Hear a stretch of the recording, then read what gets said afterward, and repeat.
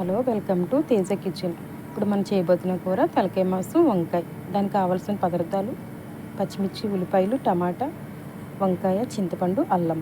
ముందుగా stove on చేసుకొని కళాయి పెట్టుకొని ఆయిల్ వేడి చేసుకోవాలి. ఆయిల్ వేడెక్కిన తర్వాత కట్ చేసిన ఉల్లిపాయ, పచ్చిమిర్చి వేసుకోవాలి.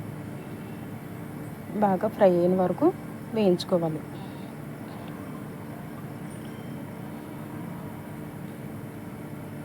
బ్రౌన్ కలర్ వచ్చే వరకు వేయించుకోవాలి. ఇప్పుడు బాగా కడిగి శుభ్రం చేసుకున్న తలకాయ మాంసాన్ని వేసుకోవాలి. తలకాయ మాంసాన్ని శుభ్రం చేసేటప్పుడు పసుపుతో శుభ్రం చేసుకోవాలి. ఇప్పుడు నీసు వాసన రాకుండా ఉంటుంది. ఇప్పుడు మళ్ళీ మూత పెట్టుకోవాలి. ఓ 10 నిమిషాలు వాటర్ ఇంకే వరకు మగ్గించాలి. ఇప్పుడు మళ్ళీ ఒకసారి కలుపుతూ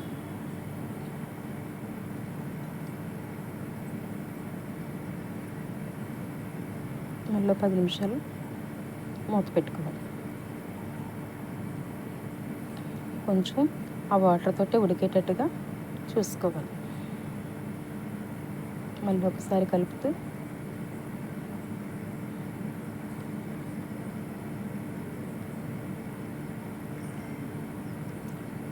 అర టీ స్పూన్ పసుపు వేసుకొని కలుపుకోవాలి.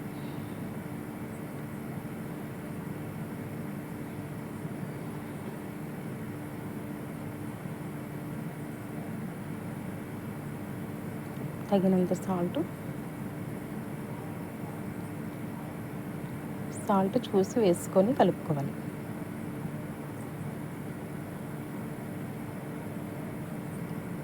ఇప్పుడు మళ్ళీ మూత పెట్టుకొని ఒక 10 నిమిషాలు మగ్గనివ్వాలి.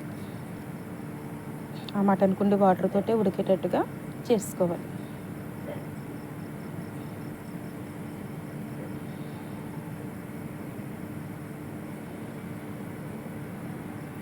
ఇప్పుడు 2 టమాటాలు కట్ చేసుకొని వేసుకోవాలి.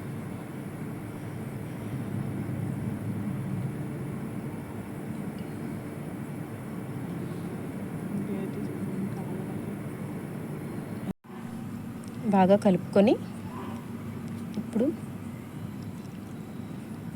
3 స్పూన్లు కారం వేసుకోవాలి.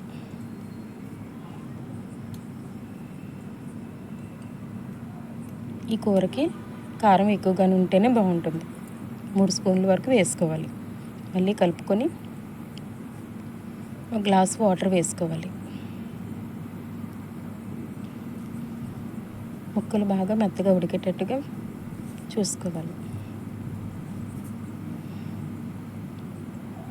10 నిమిషాలు మూత పెట్టుకోవాలి.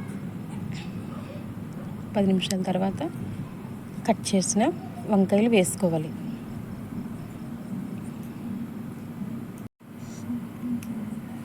వంకాయలు బాగా మగ్గిన వరకు ఉడికించుకోవాలి.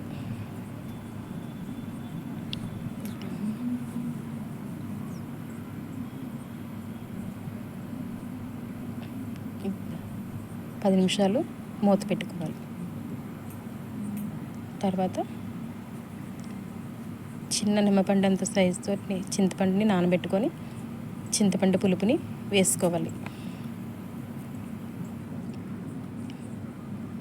మళ్ళీ 15 నిమిషాల వరకైనా ఉడికించాలి.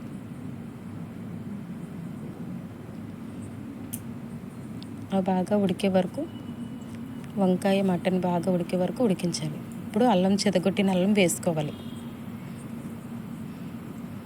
అల్లం పేస్ట్ వేసుకోకూడదు. అల్లం చెదగొట్టి వేసుకుంటేనే ఈ వంకాయ తలకాయ మాంసానికి టేస్ట్ వస్తుంది. మళ్ళీ మూత పెట్టుకొని మళ్ళీ ఒకసారి కలుపుకోవాలి. ఈ గ్రేవీ చిక్కగా అయిన వరకు చేసుకోవాలి.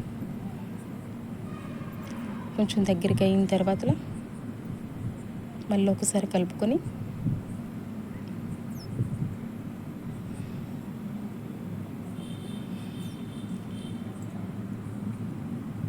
కట్ చేసిన కొత్తిమీర వేసుకోవాలి.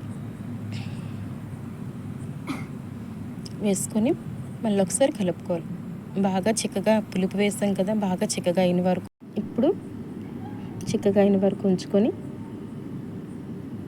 ఓ 10 నిమిషాలు ఉంచుకోవాలి. ఇప్పుడు తలకాయ మాంసం రెడీ. అలాగే ఇది వేడి వేడి అన్నంలోనూ వేసుకుంటేనే బాగుంటుంది, వేడిగా తింటేనే బాగుంటుంది. అలాగే మా వంట కనుక మీకు నచ్చినట్టుగా అయితే